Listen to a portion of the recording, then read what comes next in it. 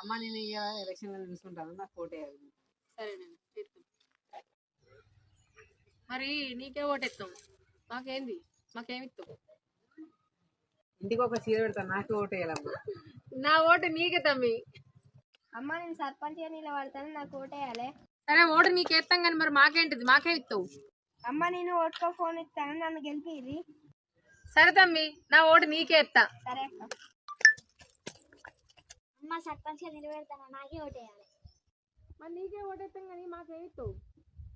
Ola చీరిచ్చిళ్ళు ఓలేమో phone ఇచ్చిళ్ళు, వాళ్ళకన్నా నేనే ఎక్కువ బంగారం పెడతానని నాకే ఓటేయాలి.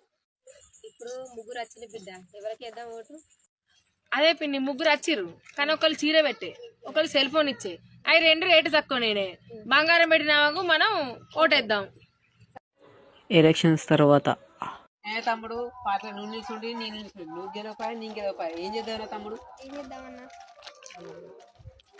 ఏమైందమ్మా గెలిపిస్తా అంటే నేను చీర పెడితే వాడు ఫోన్ పెట్టే, మేము ఎందుకు గెలవలేము? కరెక్ట్ తమ్మి, సీరియల్ 100కు 150 కూడా వస్తుంది, సెల్ ఫోన్ కూడా 1000 నుంచి 10,000 వస్తుంది, బంగారం అయితే 1,00,000 దాటున్నది. బంగారం ఇచ్చుకుంటా గెలిపిస్తున్నావు.